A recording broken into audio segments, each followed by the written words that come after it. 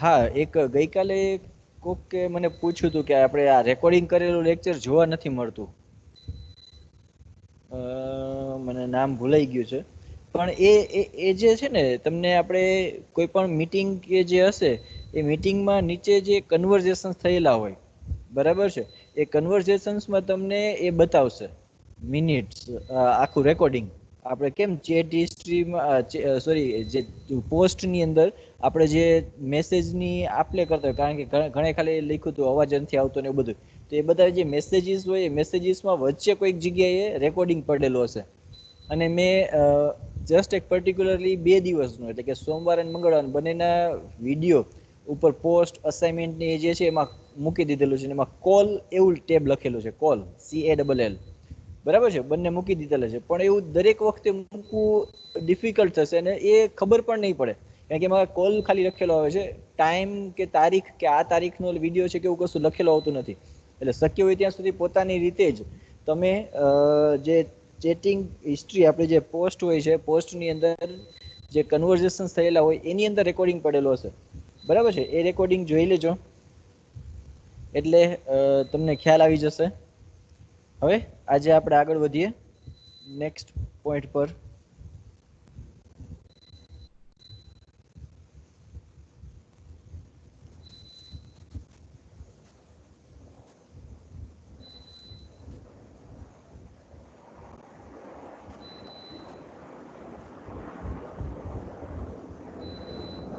Okay, next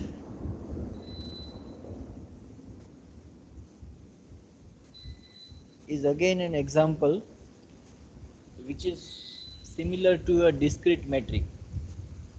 બરાબર છે, આપણે જે ડિસ્ક્રીટ મેટ્રિકમાં એક્ઝામ્પલ જોયા હતા, અહીંયા એક ટાઈપિંગ એરર છે. આ જે લખેલું છે ને કે R2, એ ત્યાં R2 નહીં પણ જસ્ટ R જ આવશે, એ ટાઈપિંગ એરર છે.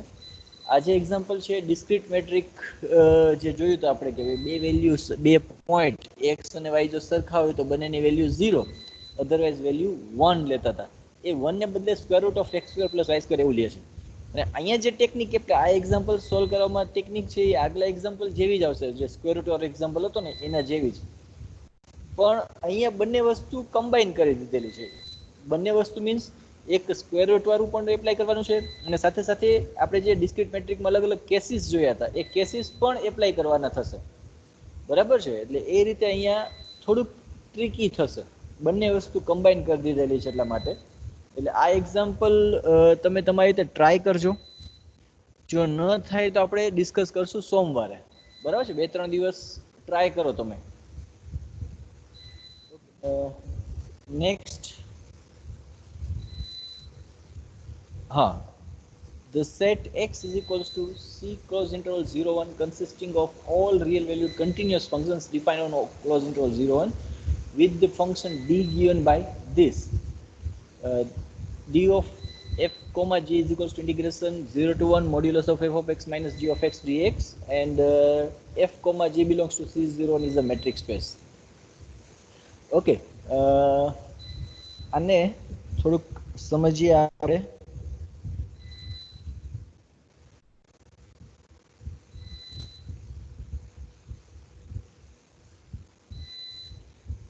C close interval 0 to 1,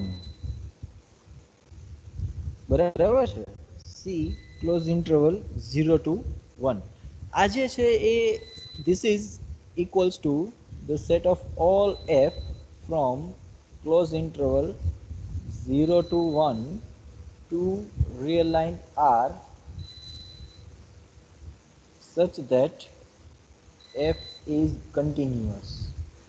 એટલે કે આની અંદર એવા બધા ફંક્શન્સ ઇન્ક્લુડ કરવાના, જે C01 છે એ સેટ ઓફ ફંક્શન્સ છે, એટલે કે એના એલિમેન્ટ્સ ફંક્શન્સ છે, બરાબર છે. એ ફંક્શન કેવા છે તો કે એની કન્ડિશન શું છે, તો કે પહેલી કન્ડિશન એનો ડોમેઇન ક્લોઝ ઇન્ટરવલ 0 1 હોવો જોઈએ, કો ડોમેઇન R હોવો જોઈએ, એટલે કે રિયલ વેલ્યુડ ફંક્શન્સ હોવા જોઈએ. હવે આવા તો ઇન્ફાઇનાઇટ ફંક્શન્સ પડે, બરાબર છે. તો બીજી કન્ડિશન એમાં શું મૂકી રહી છે, તો કે ફંક્શન કન્ટિન્યુઅસ હોવા જોઈએ. તો એ બધા જે ફંક્શન્સ ભેગા થઈને જે સેટ બનાવે એ સેટ C01, એના એલિમેન્ટ્સ એ ફંક્શન થશે. અહીંયા આપણે એવું કહી શકીએ કે x, f of x equals to just x will be an element of closed interval C01 x જે છે એ C01 નો એલિમેન્ટ થશે, બરાબર છે. શું કામે? કારણ કે f of x equals to x એ જે ફંક્શન છે એને આપણે ક્લોઝ ઇન્ટરવલ 0 ઉપર ડિફાઇન કરી શકીએ છીએ, અને એ real valued function f of x equals to x એટલે આ થશે. ક્લોઝ ઇન્ટરવલ 0 to 1 લેવા જોઈએ એટલે 0 આ અને 1 અહીંયા, x y equals to x straight line passing through origin, બરાબર છે. અને એ ફંક્શન કન્ટિન્યુઅસ પણ છે એટલે f of x equals to x belongs to c close interval 0 to 1 માં આવશે, એટલે કે x છે એ એક આનું એલિમેન્ટ થશે. સિમિલરલી x સ્ક્વેર પણ એનું એલિમેન્ટ થાય, કારણ કે x સ્ક્વેર માં શું થશે?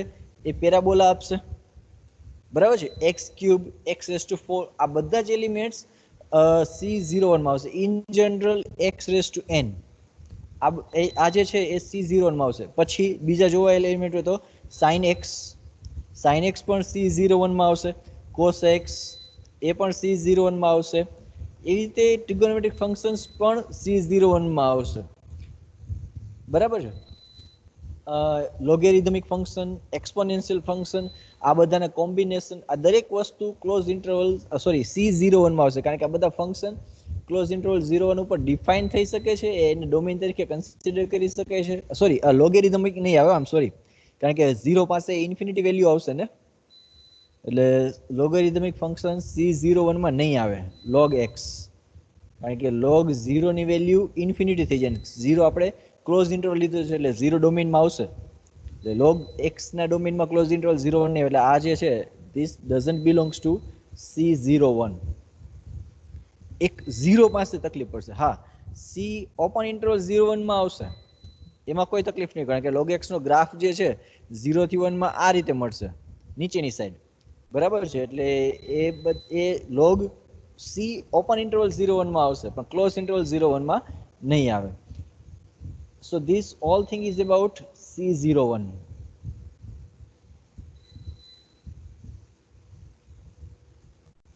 ઓકે, હવે આગળ વધીએ તો એના ઉપર જે ફંક્શન d ડિફાઇન થયેલું છે એ d આ રીતે છે, d of f, g is equals to integration 0 to 1 modulus of f of x minus g of x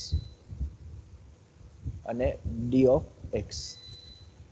હવે આપણે ખબર છે કે ઇન્ટિગ્રેશનની વાત જ્યારે કરતા હોય ત્યારે ઇન્ટિગ્રેશનનું એક્ઝિસ્ટન્સ સૌથી પહેલા જોઈએ, એટલે કે ઇન્ટિગ્રેશન એક્ઝિસ્ટ થવું જોઈએ. અહીંયા ઇન્ટિગ્રેશન એક્ઝિસ્ટ થાય એની ગેરંટી શું? એ ગેરંટી આપણો જે સેટ C01 છે એના પરથી મળશે. C01 એટલે કે set of all continuous functions, અને આપણે ખબર છે કે ભાઈ ફંક્શન કન્ટિન્યુઅસ હોય તો એનું ઇન્ટિગ્રેશન એક્ઝિસ્ટ થાય.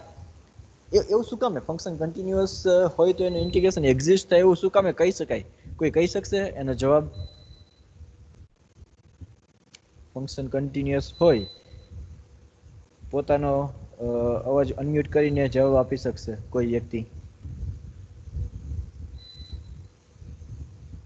તમે એકચ્યુઅલી 11th 12th માં જ્યારે ઇન્ટિગ્રેશન ભણ્યા હતા ત્યારે જોયેલું હતું, ત્યારે થોડોક રીમાન ઇન્ટિગ્રેશનનો કોન્સેપ્ટ આવ્યો હતો.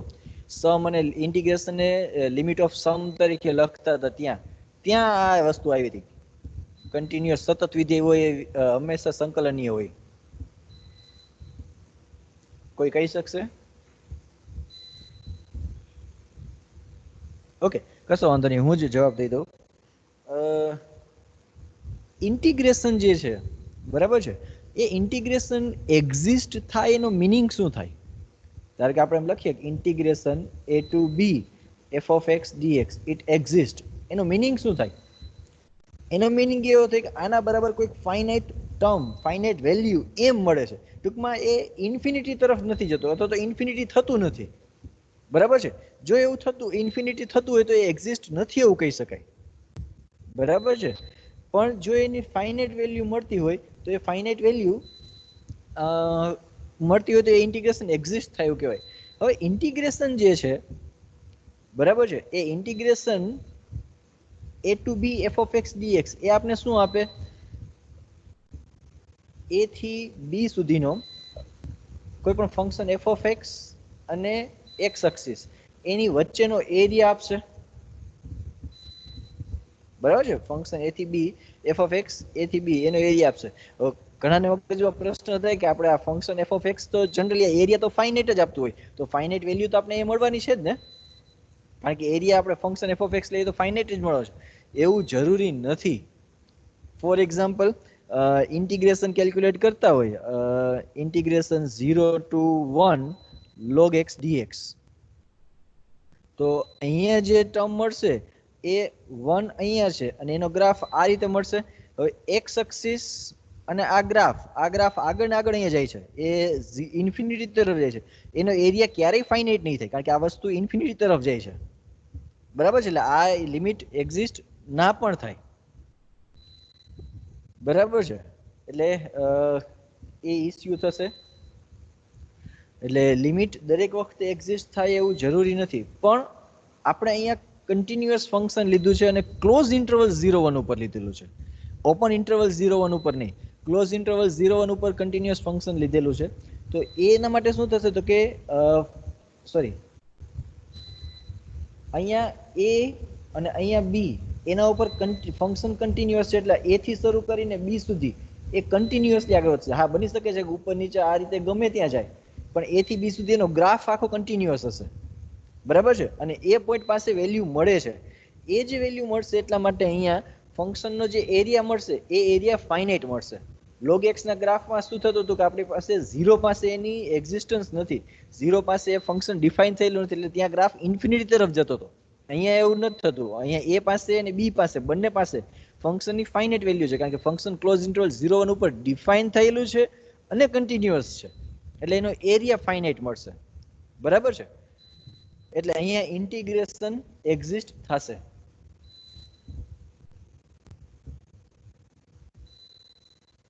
ઓકે, હવે બીજી વસ્તુ, એટલે ઇન્ટિગ્રેશન એક્ઝિસ્ટ થાય એટલે કે ડી ઓફ એફ કોમા જી છે એ રિયલ લાઇન આર માં તો આવશે. એટલે કે આપણું જે ડી ની ડેફિનેશન છે કે D is a function from X cross X to real line R, એમાં એક્સ ક્રોસ એક્સ તો આપણે ડોમેઇન તરીકે એફ અને જી લીધેલા છે સી માંથી, અને આર જે છે એટલે કે રિયલ વેલ્યુડ ફંક્શન થઈ જાય છે. તો અહીંયા ડી ફંક્શન એ રિયલ વેલ્યુડ ફંક્શન તો છે, એટલે એમાં કોઈ આપણે ઇસ્યુ નથી. હવે એની પ્રોપર્ટીઝ જોઈએ તો સૌથી પહેલી property D of F comma G should be greater than or equals to 0 for every f g belongs to x.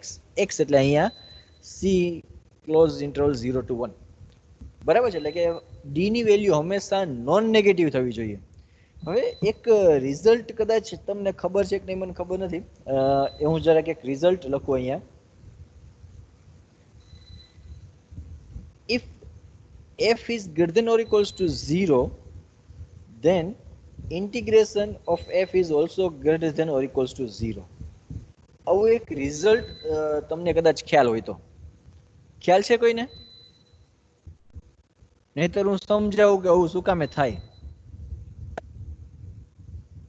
કોઈને ખબર હોય તો મને કયો.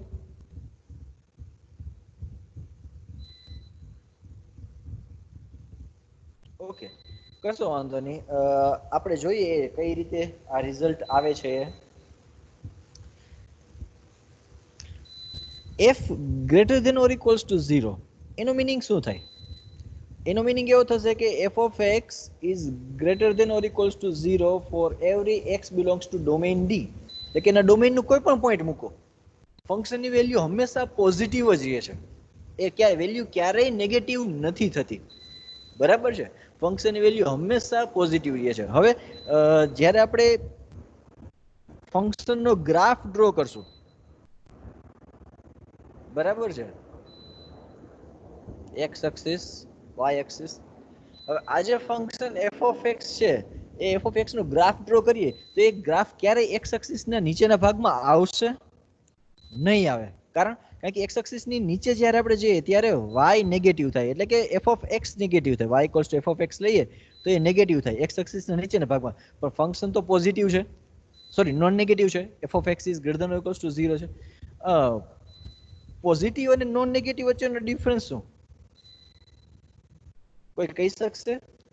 આપણે એમ કહીએ કે એક્સ ઇઝ પોઝિટિવ અને એક્સ ઇઝ નોન નેગેટિવ, તો એ બંને વચ્ચેનો ડિફરન્સ શું થાય? હા, અત્રિરાજ.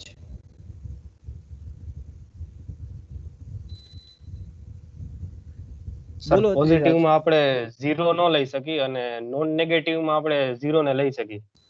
ઓકે 0 અને 0 થી આગળની બધી. ઓકે, પોઝિટિવ અને નોન નેગેટિવમાં માત્ર ને માત્ર એક ઝીરોનો ડિફરન્સ રહે, બરાબર છે. જ્યારે આપણે ઝીરો જે છે એ ઝીરો છે, પોઝિટિવ નથી નેગેટિવ નથી, બરાબર છે.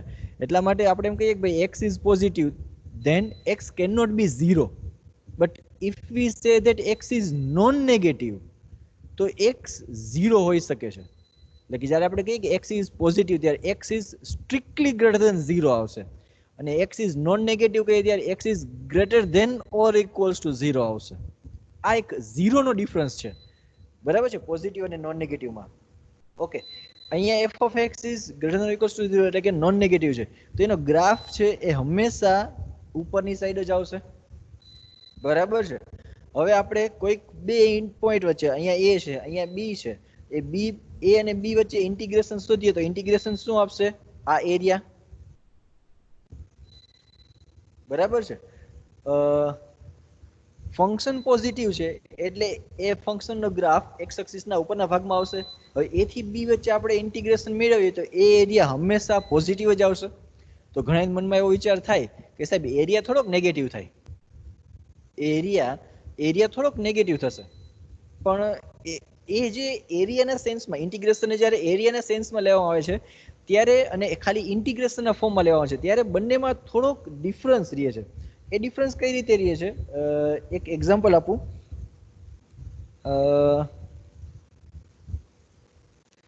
Integration 0 to pi cos x dx, આનું ઇન્ટિગ્રેશન શું થાય? એનો જવાબ cos x નું ઇન્ટિગ્રેશન થશે sin x upper limit minus lower limit, એટલે sin pi માઇનસ sin 0, એ કેસમાં એ 0 થઈ જશે, બરાબર છે. એટલે કે integration 0 to pi cos x dx ની વેલ્યુ 0 થાય છે. તો આપણે એવું કહી શકીએ કે 0 થી pi માં cos નો એરિયા 0 હશે, કારણ કે 0 થી pi માં cos નો ગ્રાફ શું મળશે? cos x છે એ cos 0 એટલે 1 ઉપર શરૂ થશે, અહીંયા pi/2 અને અહીંયા pi આવશે, તો 0 થી pi/2 થી આ રીતનો મળશે, બરાબર છે. અહીંયા જે પોઈન્ટ છે એ pi/2 પોઈન્ટ છે, તો આનો એરિયા 0 થાય એવું કહી શકીએ? 0 નહીં થાય. પણ જ્યારે આપણે ઇન્ટિગ્રેશન ટર્મમાં લેવા જતા હોઈએ ત્યારે આ જે એક્સ એક્સિસના ઉપરનો ભાગ છે એ અને એક્સ એક્સિસનો નીચેનો ભાગ છે એ બંને ભાગમાં એકબીજાની વેલ્યુનો ઓવરલેપિંગ કરે છે, એ ટૂંકમાં એકબીજાની વેલ્યુ ઓપોઝિટ સાઇનમાં મળે છે. એ ઓપોઝિટ સાઇનમાં મળે એટલે ત્યારે ત્યાં વેલ્યુ 0 થઈ જાય છે, બરાબર છે. આનો એરિયા 0 થી pi/2 નો એરિયા ધારો કે r હશે, r હશે 0 થી pi/2 માં એરિયા ધારો કે r હશે, તો આનો એરિયા જે છે એ પણ r હશે, પણ જ્યારે ફંક્શનની વેલ્યુ સબસ્ટિટ્યુટ કરવા જઈએ ત્યારે cos pi/2 થી pi માં નેગેટિવ વેલ્યુ આપે છે. નેગેટિવ વેલ્યુ આપશે એટલે ત્યાં એનો જે એરિયા કેલ્ક્યુલેટ કરવા જઈશું ત્યાં એરિયામાં માઇનસ સાઇન આવશે, અને એ માઇનસ સાઇન ને આ પ્લસ સાઇન બંને એકબીજામાં કેન્સલ આઉટ થઈને 0 વેલ્યુ આપે છે, બરાબર છે. એટલે જ્યારે આપણે ઇન્ટિગ્રેશનને એરિયાના ટર્મમાં કન્સિડર કરવા જઈએ છીએ ત્યારે આપણે એવું એઝ્યુમ કરીએ છીએ કે ફંક્શનની વેલ્યુ જે છે એ ઓપોઝિટ સાઇનમાં આવતી હોય તો જે નેગેટિવ આવતી ત્યાં પોઝિટિવ લઈ લેવાની, બરાબર છે. કારણ કે એરિયા ક્યારેય 0 ન થાય, અને integration 0 to pi cos x dx લખીએ ત્યારે એ 0 થાય છે.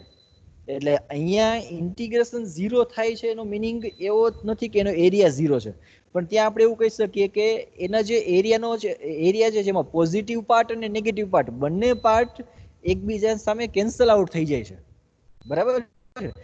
અહીંયા આ જે કેસ છે એમાં ફંક્શન પોઝિટિવ છે, ફંક્શન પોઝિટિવ છે એટલે એને એક્સ એક્સિસના નીચે ક્યાંય ભાગ જ નહીં આવે, એટલે ક્યાંય કેન્સલ આઉટ થવાના ચાન્સીસ જ નથી. એટલે કે એ એરિયા હંમેશા પોઝિટિવ જ મળવાનો છે, કારણ કે એક્સ એક્સિસના ઉપરના ભાગમાં આવશે. કેન્સલ આઉટ ક્યારે થાય? તો કે ગ્રાફ એક્સ એક્સિસના નીચેના ભાગમાં આવે ત્યારે, પણ એક્સ એક્સિસના નીચેના ભાગમાં આવતું નથી એટલે કેન્સલ આઉટ થવા નથી. કેન્સલ આઉટ ન થાય તો એરિયા પોઝિટિવનો પોઝિટિવ જ રહેવાનો છે. એટલે જ્યારે ફંક્શન પોઝિટિવ હોય ત્યારે એનું ઇન્ટિગ્રેશન પણ પોઝિટિવ જ થાય, બરાબર છે. અને કદાચ તમને યાદ હોય કે ના હોય ખબર નહીં, આનું એક જનરલાઇઝ્ડ રિઝલ્ટ તમે ક્યાંક જોયેલું હશે. જનરલાઇઝ્ડ રિઝલ્ટ એ કંઈક આવું છે, if f is greater than or equals to g then integration of f is greater than or equals to integration of g. એ આનું જનરલાઇઝેશન છે. જનરલાઇઝેશન કઈ રીતે થાય તો કે જો આપણે g = 0 લઈ લઈએ તો આપણે ઉપરનો રિઝલ્ટ મળશે, કારણ કે g 0 હોય તો ઇન્ટિગ્રેશન એ 0 થાય. એટલે આ જે છે એ જનરલાઇઝ્ડ રિઝલ્ટ છે. આપણે f > 0 implies integration of f > 0. બરાબર છે. ઓકે, તો આ રિઝલ્ટ નો ઉપયોગ કરીએ આપણે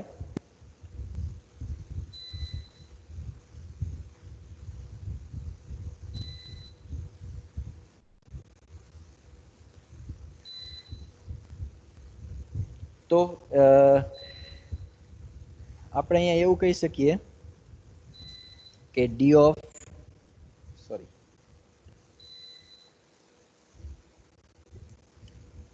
of f comma g is equals to integration 0 to 1 modulus of f of x minus g of x is dx.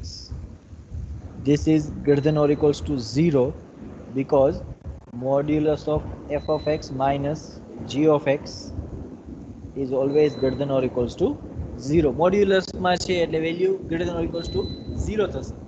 એટલે કે function f greater than or equals to 0 હોય તો એનું ઇન્ટિગ્રેશન પણ 0 થાય. એના પરથી અહીંયા પહેલી પ્રોપર્ટી આપણે ઇઝીલી પ્રૂવ થઈ જાય છે. Now let us go for the second one.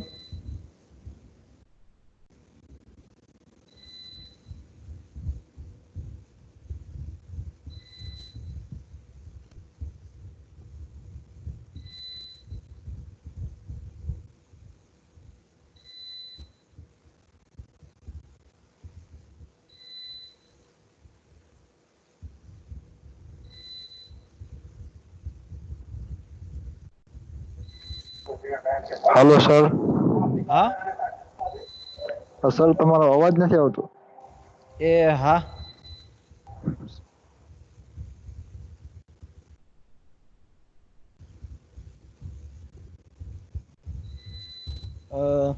Next property જોઈએ આપણે.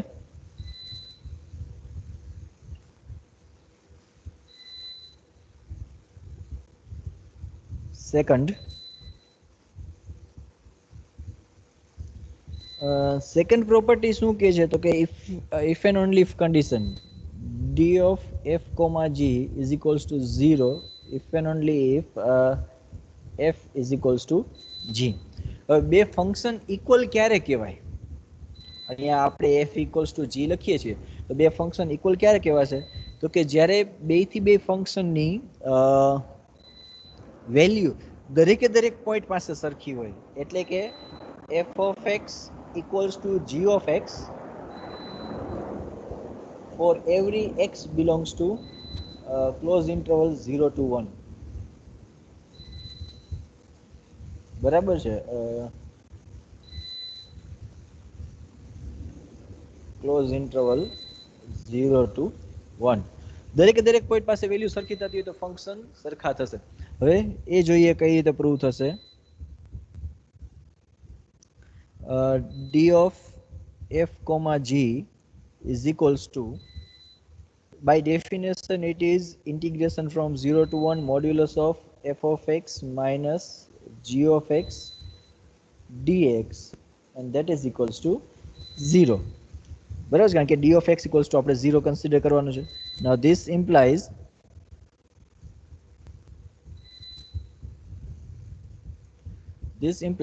integration equals to 0. બરાબર છે. એનો મીનિંગ શું થાય તો કે એનો મીનિંગ એવો થશે કે modulus of f of x minus g of x equals to 0. કોઈ પણ ફંક્શન f અને g આપી દીધા હોય તો ત્યારે જ્યારે એવું થતું હોય કે integration 0 to 1 f of x dx equals to 0 then f of x equals to 0. બરાબર છે. કોઈને કઈ તકલીફ આમાં?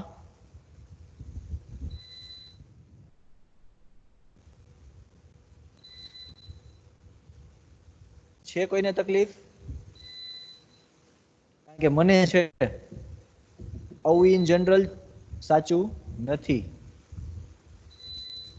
હમણાં જ આપણે એક્ઝામ્પલ જોયું હતું cos x નું 0 થી પાઈ માં ઇન્ટિગ્રેશન 0 થઈ જાય છે. cos x 0 છે નહીં ને? તો અહીંયા આના પરથી આ કઈ રીતે કહી શકીએ? એનીવન?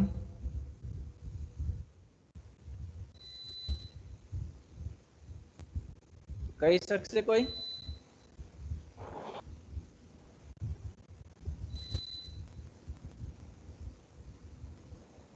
આમ હા મેઘના.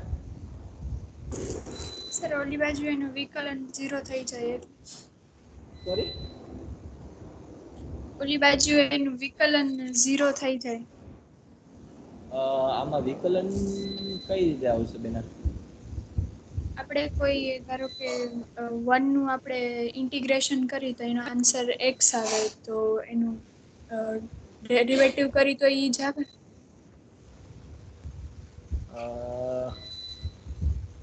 પણ એવું કોસમાં આપણે કરી શકીએ, ધારો કે cos x છે 0 થી 1 cos x dx બરાબર 0 છે, બંને સાઈડ ઇન્ટિગ્રેશન કરો, સોરી ડેરિવેટિવ કરો વિકલન, તો cos sin થઈ જાય, sin x બરાબર 0 થઈ ગયું કહેવાય 0 થી પાઈ માં.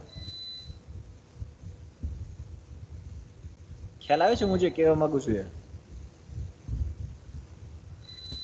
આમ સાંભળો છો કે પછી મોબાઈલ ચાલુ અહીંયા રાખીને મૂકીને બધા વયા ગયા છે? બધા હેન્ડ રેઝ કરો તો બધા જ, એટલે મને ખબર પડે કે જાગો છો ખોતા છો. એટલે સર આમાં છે ને પ્રોબ્લેમ એવો છે કે આમાં વચ્ચે ક્યારેક ક્યારેક તમારો છે ને અવાજ એમ કપાય છે ને તો આમ સવાલ સરખો સમજાતો નથી. અચ્છા, હજી 2 જણા ઘટે છે જેને હાથ ઊંચો નથી કર્યો, એટલે એ મોબાઈલ ચાલુ રાખીને વયા ગયા.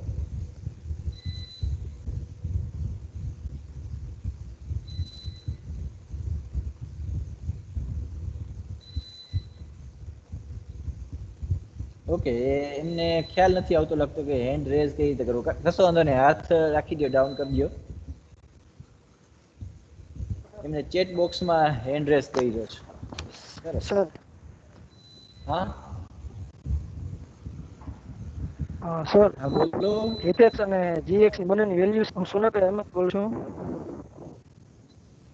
સર એફએક્સ અને જીએક્સ ની બંનેની વેલ્યુ સેમ હોય, બંનેની વેલ્યુ સેમ હોય તો જવાબ 0 જ આવવાનો હોય, તો 0 નું સંકલન 0 જ થાય.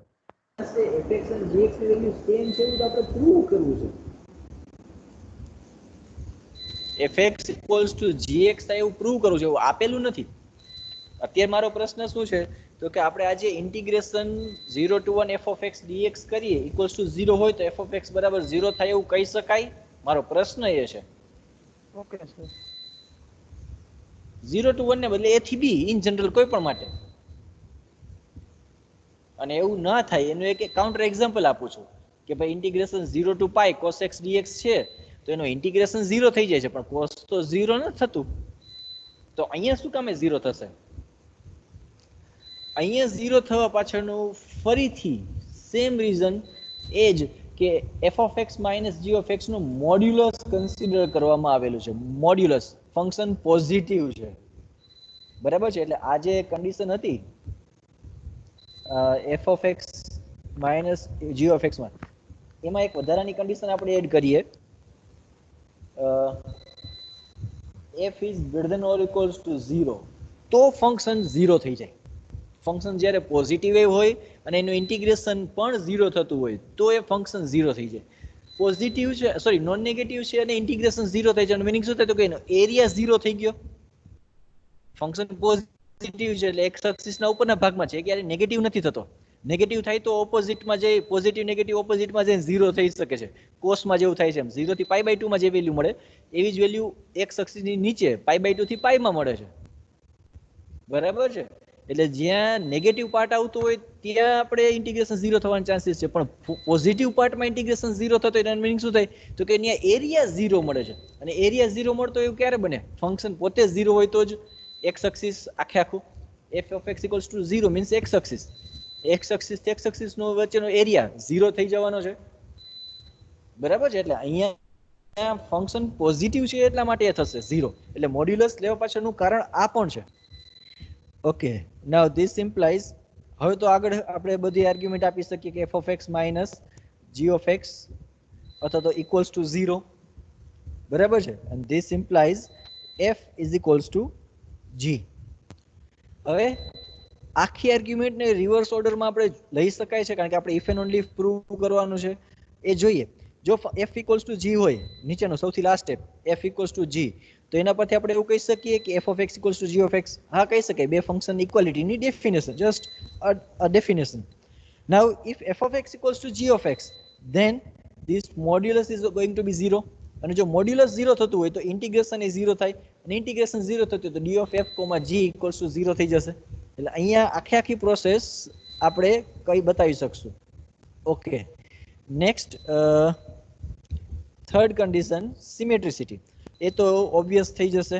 d of f, g is equals to d of g, f. કારણ કે મોડ્યુલસમાં f of x minus g of x છે, that is same as modulus of g of x minus f of x. બરાબર છે, મોડ્યુલસમાં બંને સરખું થઈ જાય છે, એટલે આ માટે કોઈ પ્રોબ્લેમ નહીં થાય. Now let us go for the final triangle inequality condition. Triangle inequality, એ ઇનઇક્વાલિટીમાં શું આવશે તો કે d of f, g, okay, f, g is less than or equals to d of f, h plus d of h, g. Now let us start with the left hand side of this inequality.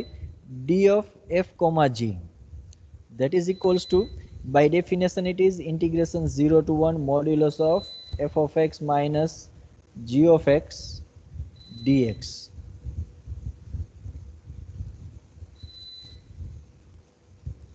This is equals to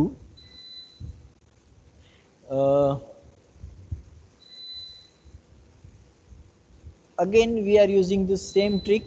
We will introduce h as a plus and minus form, minus h of x, plus h of x minus g of x dx. Now this is equals to integration 0 to 1, less than or equals to integration 0 to 1 f of x minus h of x plus modulus of h of x minus g of x dx. અહીંયા reason શું આવશે? Reason એ આવશે કે f is less than or equals to g implies integration of f is less than or equals to integration of g. A reason કઈ રીતે work કરશે તો કે અહીંયા આપણું આ જે ફંક્શન છે, this is less than or equals to modulus of plus modulus એવું આવશે. પહેલામાં આવશે f minus h અને બીજામાં આવશે h minus g. તો આ જે ફંક્શન છે એ આ બંનેના સમ કરતા ઓછું છે, તો એના ઇન્ટિગ્રેશન પણ એવા થવાના છે. બરાબર છે, એટલે આ આર્ગ્યુમેન્ટ ત્યાં એ રીતે વર્ક કરશે. Okay, now less than or equals to integration છે એડિશનમાં લિનિયર છે, એટલે બંનેને ભાગ પાડી શકશું. Integration 0 to 1 modulus of f of x minus h of x dx plus integration 0 to 1 modulus of g of x minus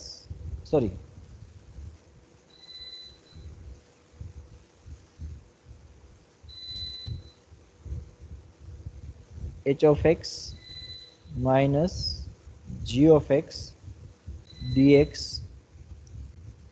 and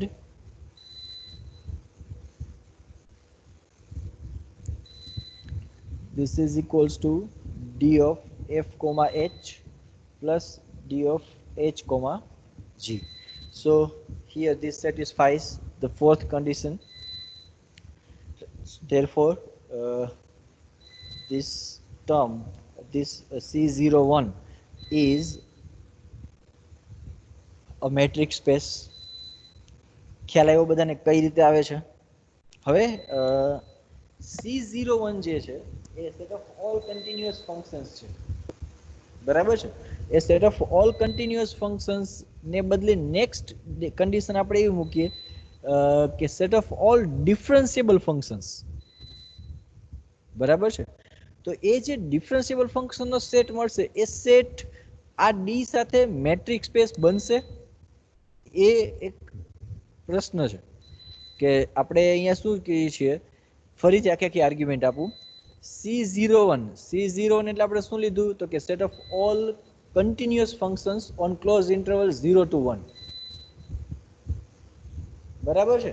A set of all continuous functions ને બદલે set of all differentiable functions લઈએ આપણે, તો એ થશે આ જે D છે એ metric space આપશે કે થશે કે નહીં, એ હું તમને હોમવર્કમાં આપું છું. બરાબર છે, જોજો તમે તમારી રીતે ટ્રાય કરજો એ થશે કે નહીં.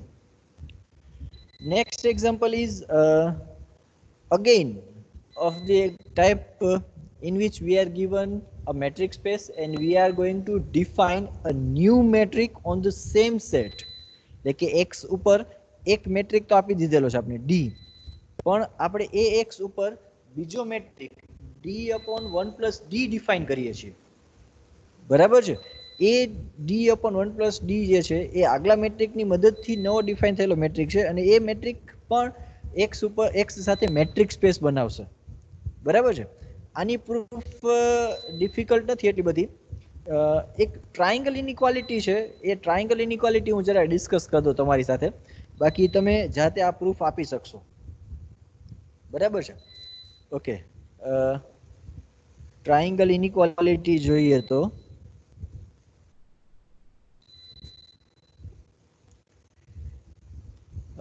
ધારો કે ડી ડેશ છે એના બરાબર ડી અપોન 1 પ્લસ ડી એવું લખીએ. એક જ મિનિટ સ્ક્રીન શેર કરું. હા, D dash equals to D upon 1 plus D લખીએ આપણે.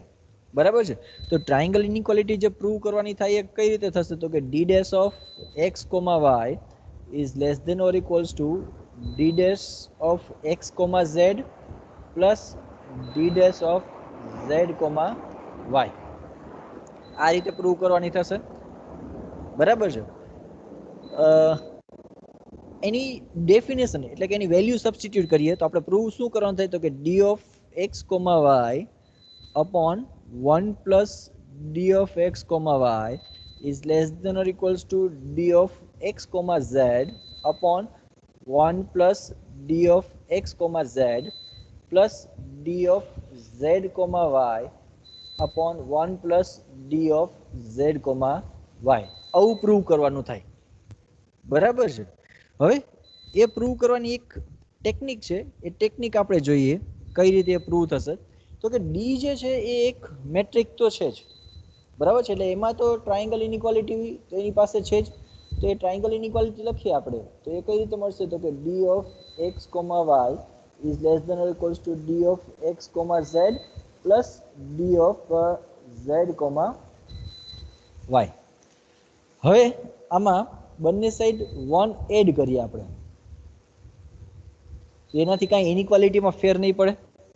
બરાબર છે, આ જે ઇનઇક્વાલિટી છે ઇનઇક્વાલિટીને આપણે આમ લખી શકીએ 1 minus 1 upon 1 plus D of X comma Y is less than or equals to 1 minus 1 upon 1 plus D of X comma Z plus D of Z comma Y.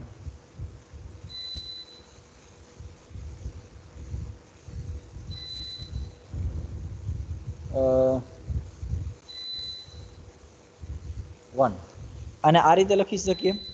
C અહીંયા ઇનઇક્વાલિટી એમને એમ જ રહેશે, કારણ આપને ખ્યાલ છે કે જ્યારે આપણે રેસિપ્રોકલ લઈએ ત્યારે અને જ્યારે આપણે માઇનસ નંબરથી મલ્ટીપ્લાય કરીએ ત્યારે ઇનઇક્વાલિટી બદલે છે. અહીંયા એ બંને પ્રોસેસ થયેલી છે. એક વખત રેસિપ્રોકલ પણ લીધેલું છે એટલે એક વખત ઇનઇક્વાલિટી બદલશે, પછી એની માઇનસ સાઇન લીધેલી છે એટલે બીજી વખત એની ઇનઇક્વાલિટી બદલશે, એટલે બે પ્રોસેસ થયેલી છે એટલે ઇનઇક્વાલિટી પાછી એની એ જ મળશે. બરાબર છે. નાઉ ધીસ ઇમ્પ્લાઇઝ સિમ્પ્લિફિકેશન આપીએ તો અહીંયા જે મળશે શું મળશે, તો કે D of X comma Y upon 1 plus D of X comma Y is less than or equals to, અહીંયા જે મળશે ટર્મ શું મળશે, તો કે D of X comma Z plus D of Z comma Y divided by 1 plus d of x comma z plus d of z comma y. બરાબર છે. હવે આ જે પાર્ટ છે એ પાર્ટમાં લેફ્ટ હેન્ડ સાઈડ આપણે એઝ ઇટ ઇઝ જ રાખીએ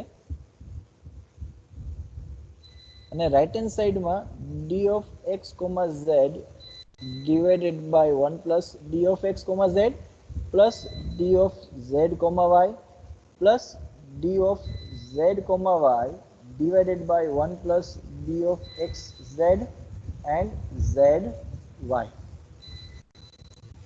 આપણે જે જોઈએ છે એ સ્ટેપ આના જેવું જ છે, પણ ડિફરન્સ શું છે તો કે અહીંયા ડિનોમિનેટરમાં D 1 plus D X Z જોઈએ છે અને બીજામાં 1 પ્લસ ઝેડ વાય.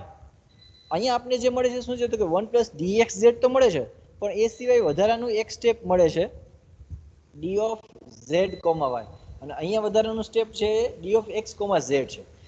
એ રિમૂવ કેમ કરવું એના માટે એક અલગ ટેકનિક એપ્લાય કરવાની થાય. એ ટેકનિક હું તમને કહું.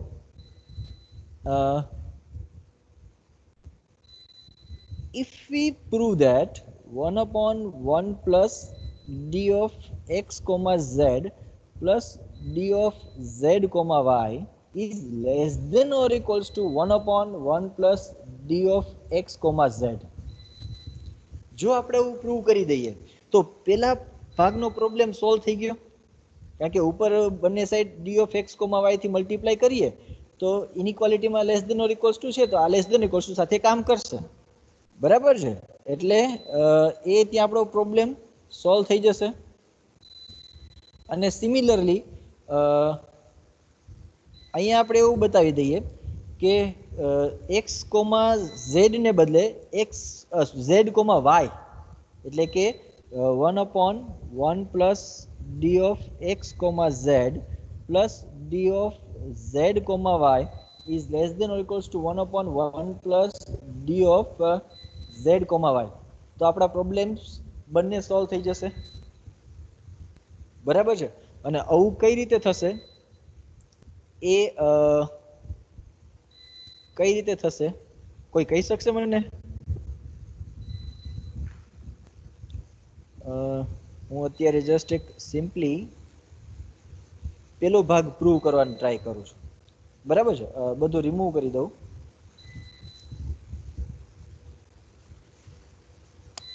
Can we say that 1 plus d of x comma z is less than or equals to 1 plus d of x comma z plus d of z comma y? આવું કહી શકીએ? કહી શકાય. કારણ કે આપણે જે ટર્મ એડ કરીએ છીએ એટલે કે d of x comma z આપણે એડ કરીએ છીએ that is non negative. 1 plus d of x comma z કરતા એ નાની વેલ્યુ ક્યારે થાય તો કે જો એ નેગેટિવ હોય, કોઈક વસ્તુ આપણે સબસ્ટ્રેક્ટ કરતા હોય તો થાય. પણ અહીંયા તો આપણે પોઝિટિવ નોન નેગેટિવ પાર્ટ આપણે એડ કરીએ છીએ. નોન નેગેટિવ પાર્ટ એડ કરતા હોય ત્યારે તો હંમેશા વેલ્યુ મોટી જ રહેવાની છે. બરાબર છે, એટલે આ તો થવાનું છે. નાઉ ટેક રેસિપ્રોકલ. રેસિપ્રોકલ લઈએ તો 1 plus D of X comma Z plus D of Z comma Y is less than or equals to 1 upon 1 plus d of x comma z. આવું થઈ જવાનું છે, એટલે પેલો પાર્ટ મળી ગયો આપને. બરાબર છે. સિમિલરલી આપણે સેકન્ડ પાર્ટ લઈ શકીએ. So this implies d of x comma y upon 1 plus d of x comma y is less than or equals to d of x comma z divided by 1 plus d of x comma z plus d of z comma y divided by 1 plus d of z comma y. Triangle inequality થઈ ગઈ prove. તો આ રીતે triangle inequality prove થશે. બરાબર છે, okay. Next એટલે d upon 1 plus d પણ મેટ્રિક્સ સ્પેસ થશે. હવે નેક્સ્ટ એક્ઝામ્પલ જે છે એ એક્ઝામ્પલ આપને એવું પૂછે છે કે ભાઈ આ રીતે જે ડિફાઇન થાય x બરાબર રિયલ લાઈન r લઈએ અને d ડિફાઇન કરીએ modulus of sin square x minus sin square y, તો એ મેટ્રિક થાય કે નહીં? બરાબર છે, આ હું તમને હોમવર્કમાં આવું છું. આનો જવાબ આપણે આવતીકાલે ડિસ્કસ કરશું. આ જે પ્રોબ્લેમ છે d of x comma y equals to modulus of sin square x minus sin square y, A screenshot લેવો હોય તો લઈ લો. આનો જવાબ આપણે આવતીકાલે ડિસ્કસ કરશું કે મેટ્રિક્સ સ્પેસ થાય કે નહીં. એક કોમન સાયકોલોજી હું તમને કહું અત્યાર સુધી આપણે જે એક્ઝામ્પલ જોયા હતા એ બધામાં આપણે કીધું હતું ભાઈ so that this is a metric space. આમાં પહેલી વખત પૂછે છે એટલે જવાબ ઓબ્વિયસલી નામાં હોવો જોઈએ અને એ સાચું છે. આ મેટ્રિક સ્પેસ નહીં થાય. ડી જે છે એ મેટ્રિક નથી એક્સ ઉપરનું રિયલ લાઈન આર ઉપરનું. એક શું કામે નથી, કઈ જગ્યાએ પ્રોબ્લેમ થાય છે એ શોધવાનું છે. 4 માંથી કઈ કન્ડિશન સેટિસ્ફાય નહીં થાય. બરાબર છે? ટ્રાય કરજો તમારી રીતે. અહીંયા આપણે અહીંયા સુધી રાખીએ. કોઈને કઈ તકલીફ કે એવું કશું હોય તો પૂછી લ્યો.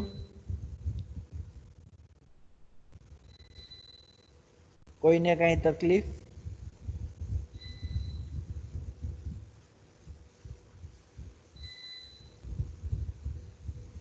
આજનું લેક્ચરમાં કઈ વસ્તુ ન સમજાય તમને એમ થશે કે સર મેટ્રિક સ્પેસના એક્ઝામ્પલમાં જ 3 લેક્ચર કાઢે છે. ઇવન તમે જો અહીંયા ક્લાસમાં બેઠા હોત તોય હું તમને 3 લેક્ચર 3 નહીં 4 લેક્ચર હું ભણાવો મેટ્રિક સ્પેસના એક્ઝામ્પલમાં જ. આ તો 3માં પતી ગયું છે, થોડુંક સ્પીડમાં ચાલીએ છીએ. કોઈને કઈ તકલીફ?